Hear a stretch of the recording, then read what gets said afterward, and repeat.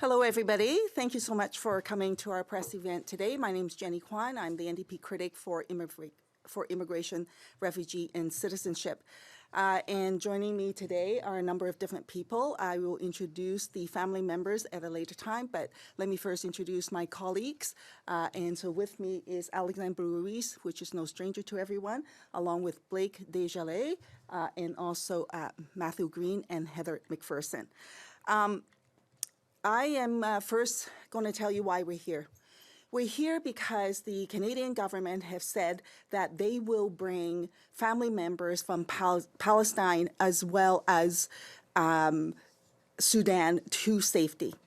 These special immigration measures have been put in place for some time now. However, not one person out of those special immigration measures have actually been brought to safety. Let me just break down to two community groups separately in terms of a little bit of background. Out of Gaza, as we know, the government announced a special immigration measure with the NDP pushing, along with the community, driving that measure to be put in place. The government decided that they would put a 1,000-person cap in that process. They then, of course, loaded the process with a lot of bureaucracy and barriers. And to date, not one person has been able to get to safety through the government's special immigration measure. We've been saying to the government that they need to lift the cap, in which the Minister of Immigration said that they will be, quote unquote, flexible with that process. Part of the barriers for people to get to safety, of course, is being able to get the special code for them to move on through to the next phase of the application for this special immigration measure. And what we know is that that code was not forthcoming for a very long time. But even now, as the government says, they are giving that code out by the hundreds. The reality remains only 986 applications have actually been processed. And the reality remains not one person have been brought to safety out of that 986 applications. Now the government is in the back room telling everyone that they should, in fact, make their own separate visa application to immigration in order to get to safety. What we do know is that individuals manage to cross the border on their own without the assistance of the government. And those are the only people who've actually made it across, and some of whom have actually made it to safety, not because of the special immigration measure. Meanwhile, how are people getting across the border? People are literally paying thousands of dollars to find a way to get through to the other side on their own without the assistance or support of the Canadian government. And so to give you some numbers, the government has only submitted 300 family names to the Israeli and Egypt authorities. Out of the 986 applications, only 300 names have been submitted. Australia, in the meantime, have issued over 2,200 visas, and many of the families have actually gotten to safety. Canada, in the meantime, has issued 179 visas. That is what's happening. And as people wait, people are dying. Make no mistake about it. I've talked to family members. As they wait for the code, their loved ones have perished. And then those who've just finally gotten the code are unable to cross the border, and their loved ones have perished. That is the reality. The government will tell you that they have issued 4,400 codes. But of those, only 986 applications have been processed. And of the 986, 0 have actually come to Canada through the government's special immigration process. So that is the reality. And we're demanding answers from the government. We're demanding transparency from the government. None of this back room, oh, we're going to issue more codes. We're going to create flexibility. We're going to just tell families now to apply for the visas without announcing publicly what is going on and what people should expect. We also expect not just immigration, to be hard at work for Palestinian families here in Canada. We expect the Foreign Affairs Minister to be hard at work, to be negotiating and to be at that table to facilitate that process to get people to safety. If other allied countries can do it, why can't Canada? That is what's happening with the situation for Palestinian families in Gaza. And meanwhile, of course, as we know, as the war wages on, people are also dying of starvation. I'm going to turn a minute here to the Sudan situation as well. The family reunification process, the special immigration measure for Sudanese, have now closed.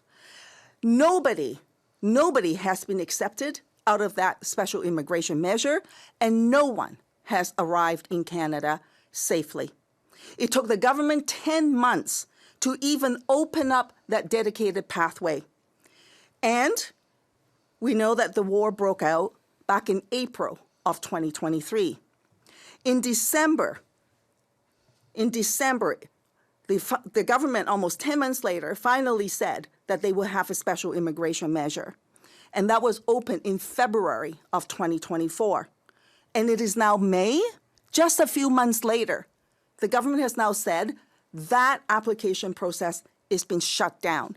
The minister at committee a couple of months ago said that Sudanese community members should not expect to get to safety until next year.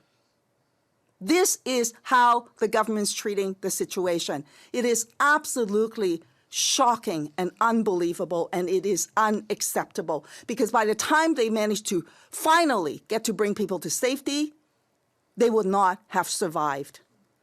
That, too, is the reality. So with that, we are demanding action. We're demanding accountability. We're demanding answers from the government.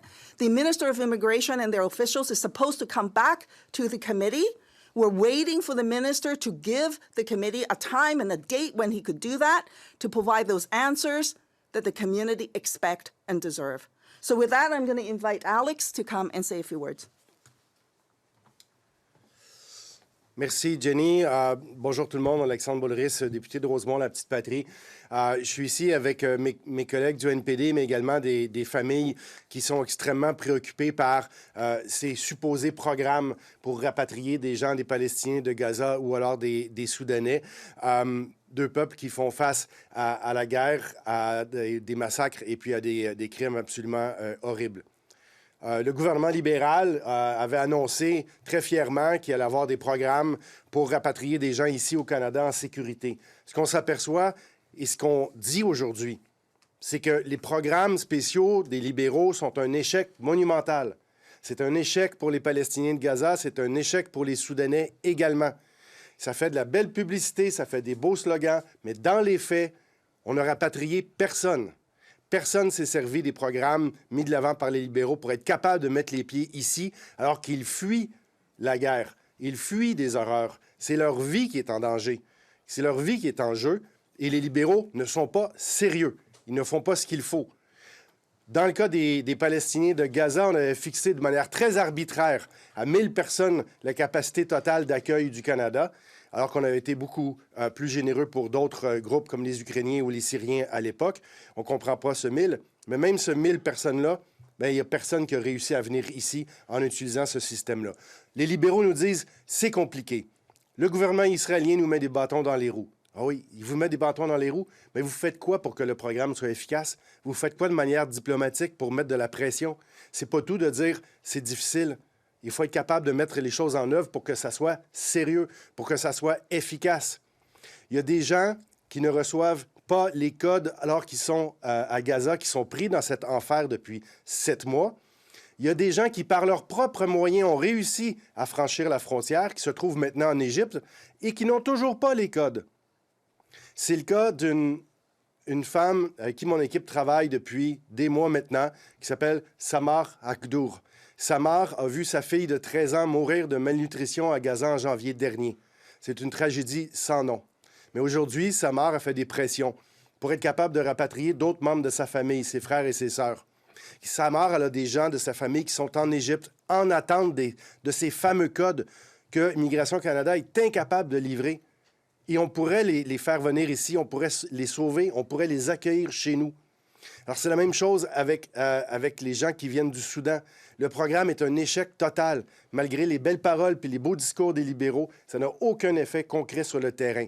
Alors, ce qu'on demande aujourd'hui pour le gouvernement libéral, pour Mark Miller, soyez sérieux, mettez les ressources nécessaires, donnez les visas et les accès, donnez les codes aux gens et soyez transparents, donnez des réponses, répondez aux préoccupations de toutes ces familles-là qui vivent dans l'angoisse que leurs proches là-bas, leurs frères, leurs sœurs, leurs oncles, leurs tantes puissent mourir du jour au lendemain et être tués là-bas. C'est sérieux, c'est des vies qui sont en danger, c'est des vies qui sont en jeu. Alors, on vous demande d'agir très rapidement.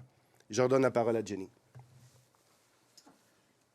Thank you very much, Alex. Next, I'm going to invite family members to come and say a few words. So to begin, I'm going to invite two separate families from the Palestinian-Canadian community to come and say a few words. First, I'd like to invite Safinaz to come to the podium.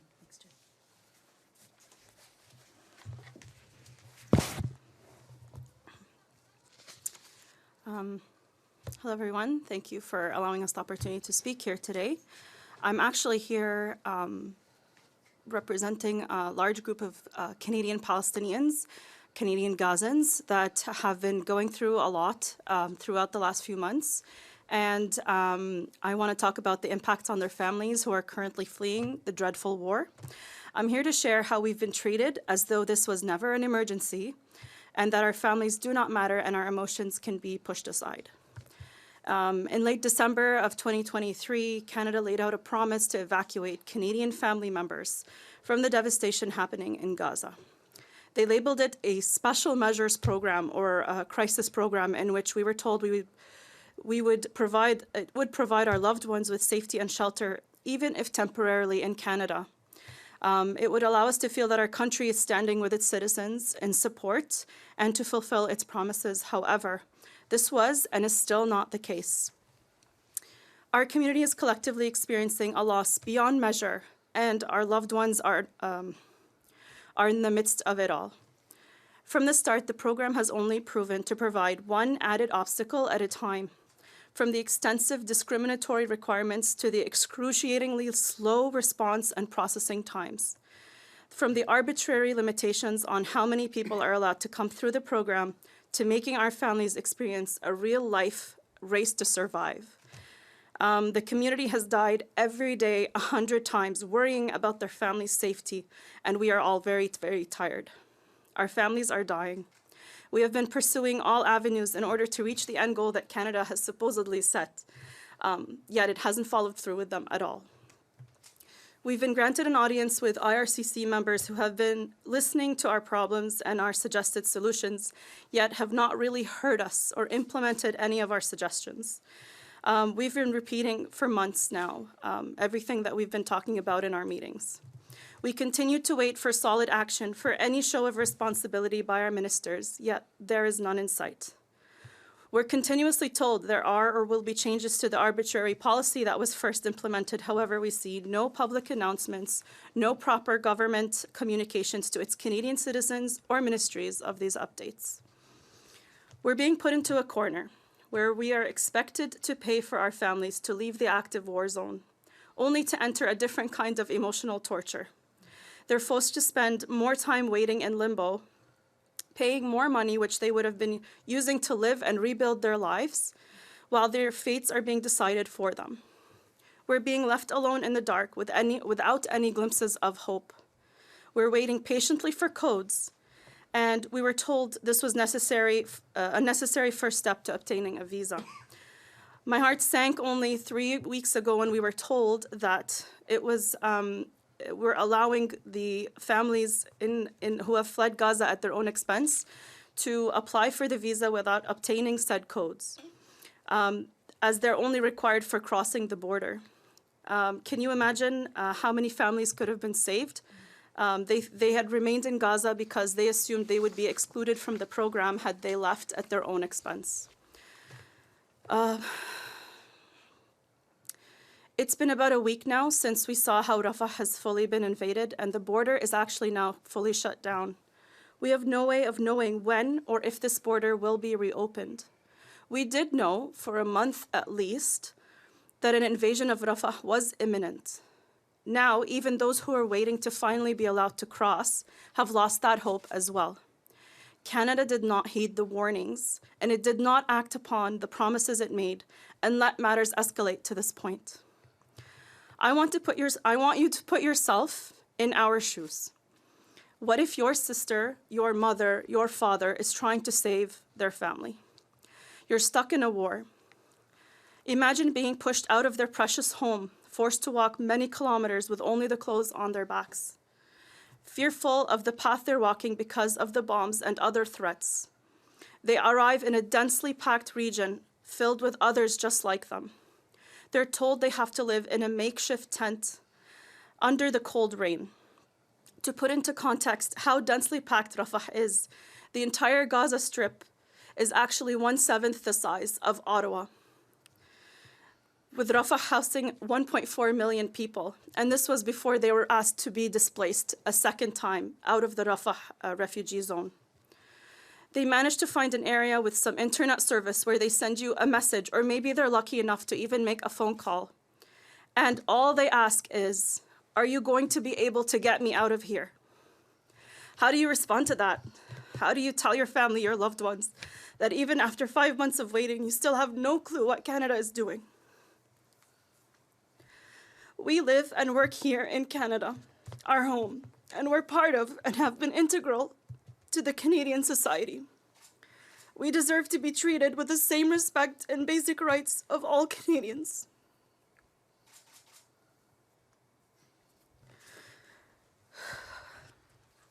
We're asking for the minimum to help our families live. We are stressed for our families and demand that Canada steps up swiftly and fixes the continuous chain of problems that this comically so-called emergency program promises. Thank you.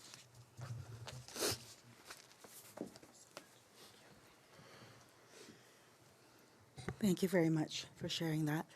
And I just want to say, this is a glimpse of what is going on for all the Palestinian Canadian families with loved ones. Desperate, desperate for the government to do what is necessary and the right thing. So next, I'm going to invite another family member, Israa, to come and say a few words.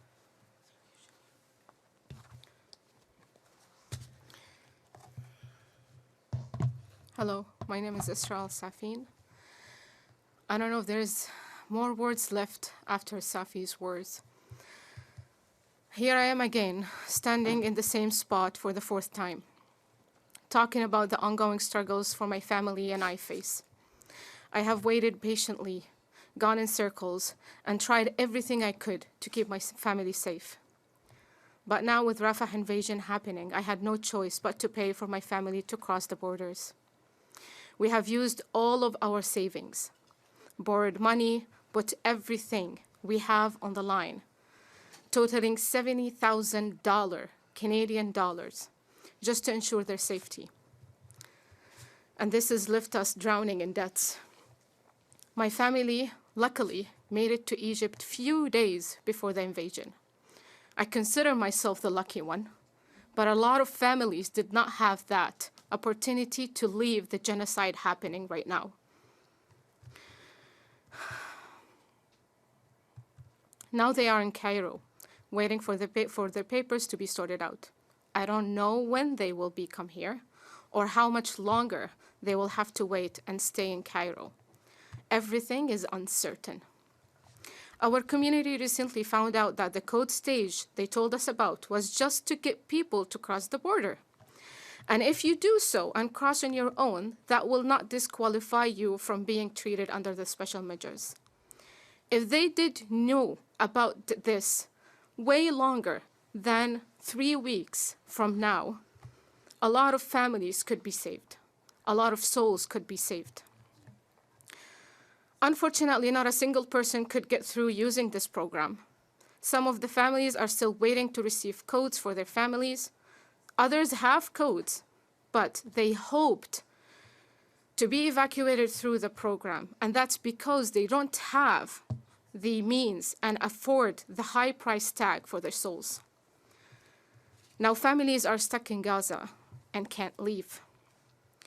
I wonder if our Prime Minister and our Foreign Affairs and who's responsible, they are truly care about the countless families left behind in Gaza. Families who can't save themselves, including children, women, and parents. What I do know for sure that the government hasn't kept its promises to evacuate our families, leaving us alone, struggling and waiting. I am tired, as many of Palestinian Canadians. I'm tired of hearing just promises. We need real actions. Palestinian Canadians should be treated fairly and equally. Again, fairly and equally. We should stop the anti-Palestinian racism that it's been done through this government, and nobody's caring about it. It's time for our government to show they actually mean it, and they actually want to be inclusive and fair, and prove to us that racism, it's not in Canada. Thank you. Thank you so much, Israa. I just want to point out as well that when the government first announced a special immigration measure for Palestinian family members, they were very clear to say that Palestinians who are applying for this application under that measure cannot be outside of Gaza. In fact, if they were outside, they would not qualify. Now the minister behind closed doors is telling family members that they need to apply for a special visa outside of the special immigration process. So they're basically telling people two different things, in fact, polar opposite things when the measure was first put out.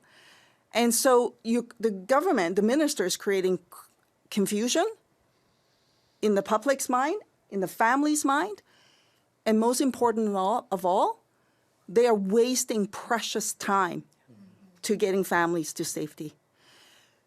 Gaza, of course, is not the only region plagued with urgent need for action.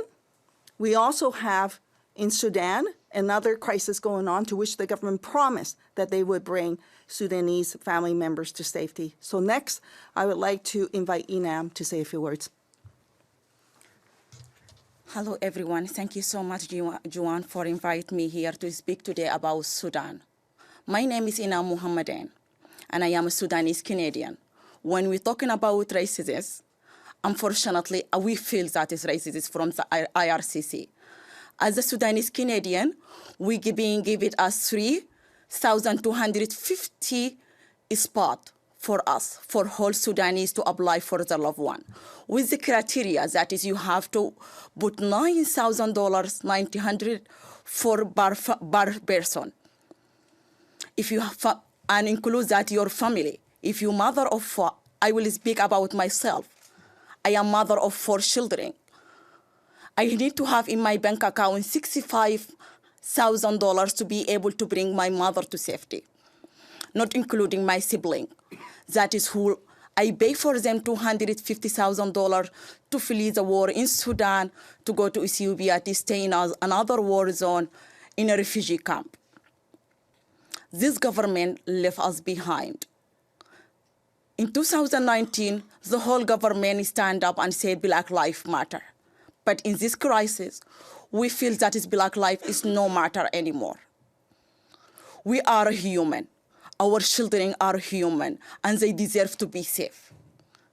I am calling and urge today this government to act with responsibility, with humanity, to bring our loved one to safety, to let us exist this special measure without any criteria. We are not asking for too much. We ask just bring our loved one to safety. We are Canadian. We work so hard in this country. We pay our tax. And we will not ask for something else. Just we ask you to open a special bus program to bring our family one to safety. Thank you so much. Well, thank you so much to all the family members for sharing their experiences with us. So we're now going to open the floor for questions from the media. Hi there, thanks for speaking with us. I wanted to start with the three who have a relative. Just what rationale, what reason have you been given in the case of Sudan for pushing this all the way to next year? And in the case of Gaza, what we're seeing now, have they ever actually said what the holdup is here? In terms of Sudan, they give us the reason that is there are no paramedic center in Sudan for them to bring people to do paramedic exam. And also there are no IOM program, but unfortunately we discovered by our own that is lie. There are paramedic center that was there, and yes, it's closed, but the owner, they say he will reopen it if they get in contact with the IRCC. And also IOM, they bring the people and do for them paramedic exam. So that is another lie from the government. Yeah, I just want to add as well on the question around biometrics is always a constant problem to say that there's no centers that's available to do biometrics. But that said, the government has other means to actually get the biometrics done. Options include, that has been done before, is to first bring the families out to another third country or another location to get the biometrics done. In other situations, the government also has the option to bring the individual families here to Canada and then to have all the security screening done and then process the application in its entirety. What we're also hearing is that with family members that are stuck in this system that are not getting processed, they now say is CBSA. CBSA is not processing the security aspects of the application, so therefore the applications are stuck. So, you know, the reality remains this. You have to ask this question. If allied countries manage to get all that stuff done in the entire same situation as what Canada faces, how is it that they can process applications and get people to safety and Canada cannot? That's a question that the Minister of Immigration and the Minister of Foreign Affairs needs to answer. Other questions? Oh, sorry, I was just also hoping to hear from the two here. Did you guys want to? If you were given a reason in your sit-down with the IRCC for why is it taking so long? One of the main reasons that are being repeated to us is that Canada has, for some reason, a special type of program that they've not seen before, and that they're trying to, on the Israeli and the Egyptian border services side of things, are trying to figure out a way to approve this special program that Canada has. However, we have proven to them repeatedly that other countries around the world are able to bring out Palestinians that are not citizens of their countries and able to get them across the border at least, if not issue them visas to come to those countries as well. So we don't believe that we're being given a legitimate excuse. Yeah. Yeah, so the rationale, whether it be for Palestinian family members or Sudanese family members, is always the same from the government side. But the reality is that there are workarounds, there are ways to which they can go about doing this. But I don't believe that they are actually deploying those efforts, whereas other countries are and have been able to. And what work is Minister Joly is doing? One has to ask, in trying to exert diplomatic relations in bringing people to safety and moving it through the system.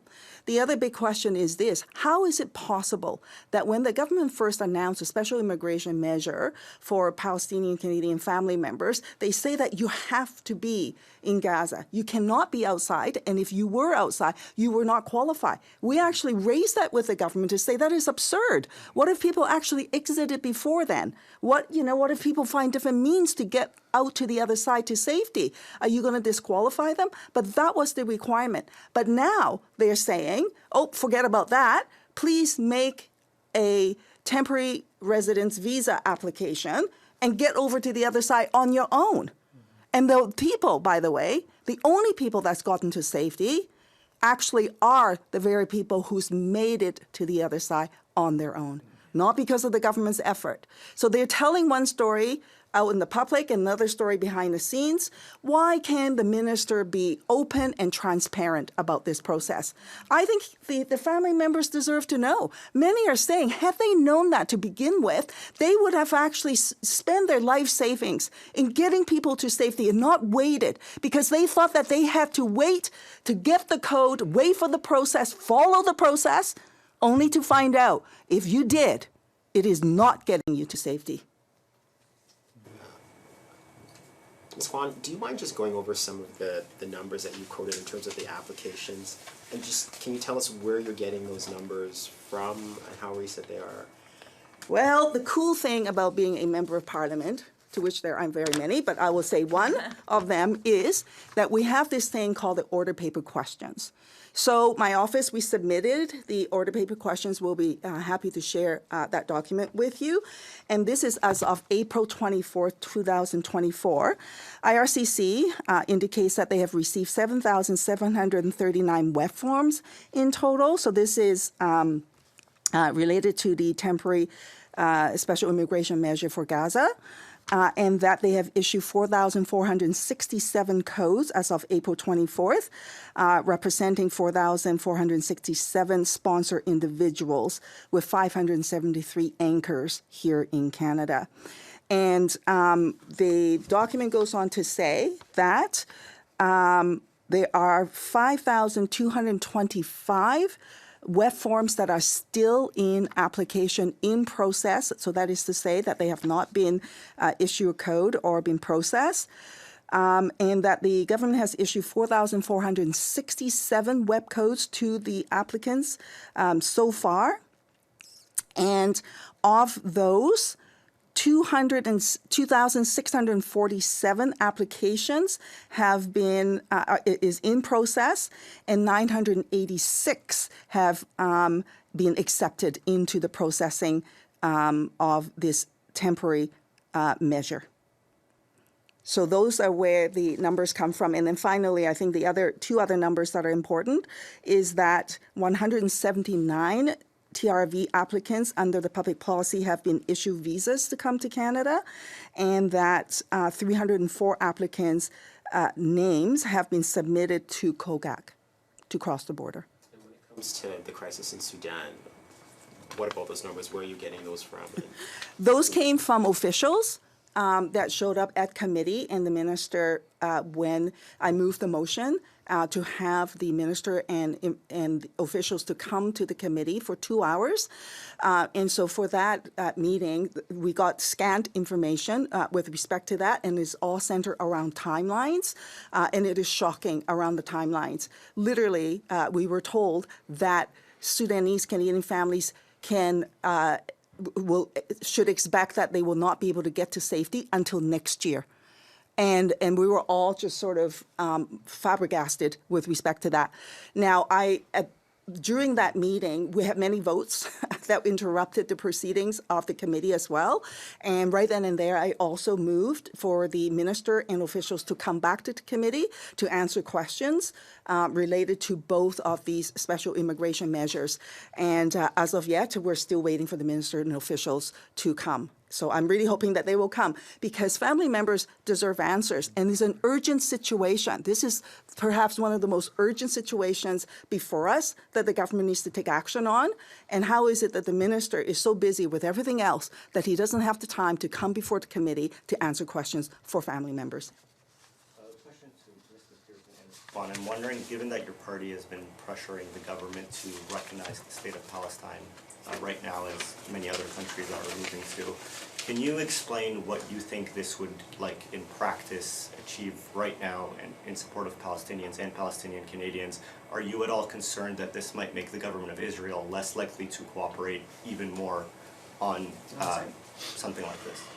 Yeah, I will start with that. We actually heard the Minister of Immigration blame the NDP for moving forward with a motion on the ceasefire. The reality, of course, first is the humanitarian crisis, and we need to speak in unison and clearly and loudly why there needs to be a ceasefire. With respect to suggesting that this is delaying the process, the reality is the government is delaying the process. The government is failing Canadian Palestinian families. It's the government who has not been able to come forward in an urgent fashion to deal with the issue. The government could have, for example, treated Palestinian Canadian families the same way as that of the Ukrainian community and created a process that is efficient and expeditious. They didn't.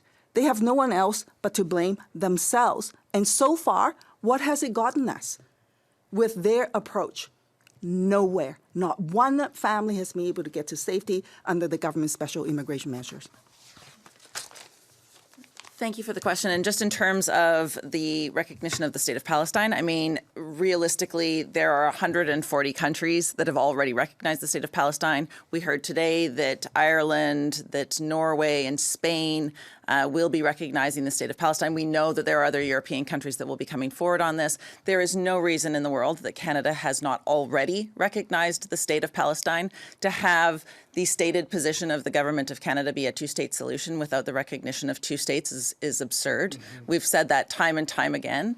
And frankly, the idea that this will make the Israeli government less likely to cooperate, they're committing potential genocide against the people of Palestine. How much less cooperative could they be? That's not a concern that I or any Canadian should have at this moment in time. As a follow-up to ask Israa and Safinaz, I just wondering, what would a Canadian recognition of the state of Palestine mean to you, if you want to talk about that? I can answer this question because recently I have been going through a lot of struggle with my son in the school. That means a lot to Palestinian Canadians in school, to kids that they say that there is a state of Palestine. It's recognized by their own country, and they can't talk about it in schools, and there's no one can dare to tell my son that Palestine is not existed, and he's not existed. Mm-hmm. In an 8 years old going through a crisis because of doesn't have that recognition. And if our official says that it's two-state solutions, let's make it two-state solution. If you are having that words coming out, talking about everybody about how Canada support Palestinians, do it. We don't need talk anymore. Mm-hmm. We need actions. Hear, hear. Can I just ask McPherson on this, the question of Palestine?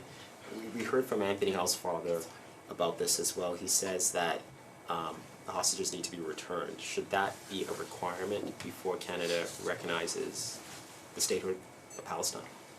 These are two separate things. You know, the NDP have been calling from October 7th for the return of the hostages. What Hamas did on October 7th was a terrorist attack, and the hostages need to be returned. But these are two separate things, and you don't get to conflate them to say that one can't happen until the other. The state of Palestine should have been recognized for some time. So I don't accept that argument. I don't accept that there is a right time sometime in the future to recognize the state of Palestine. The state of Palestine exists. The state of Palestine has been recognized by 140 countries, and that list is growing. There is no reason in the world that Canada shouldn't be on that list. Thank you. I don't know if you've got time. I just wanted to briefly ask about the Afghan ad hoc committee. It seems like a lot of these issues had come up. You both were on that committee. No, Jenny Kwan was on that ad hoc. It seems like all of this stuff got pointed out before, no, on how to do these types of programs.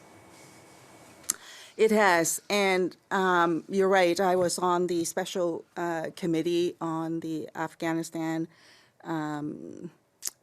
committee. I have to say, what this is showing me is that the government has learned nothing from the history and their experiences. And it seems to me that they just lurch from crisis to crisis to crisis, and they say things without really meaning it and without much thought. When they announced the special immigration measures for both Palestinian Canadians and as well Sudanese Canadians, it took them forever to actually get there. You would have thought that they would have had the program clearly sorted out in their own minds and how to implement it. But they didn't. They didn't. And then you run into one problem after the other after the other. The other thing that is striking, if you think about what's going on with the Afghan situation, the government also put in a quota. And in that instance, what are we talking about? We're talking about Afghans who served Canada. There are people who act as interpreters, cultural translators, and their family members. There are people who the military here in Canada see them as comrades, people who help serve Canada and put themselves and their family members at risk. But somehow the government decided there should be a quota on how many of Afghans should be brought to safety, even though they put their family and themselves at risk for Canada to complete their missions. Canada also likes to say on the world stage that we're there for democracy, that we support women and women's rights. We actually funded Afghan women and organizations to do that work in Afghanistan. Then, when the crisis hit, what did they do? They only did a surface level of bringing people to safety and then left the rest of them behind. That is what's happening. And we have raised it at the committee. I have made recommendations. The NDP have raised this in the House of Commons continually. And now here we are again in the situation with Palestine, Canadians, in the situation with Sudanese Canadians. The government has demonstrated that they're insincere and they have learned nothing. And what is at risk here? The lives of people. People are dying. Better, do better. If you have a question on Zoom, please use the raise hand function.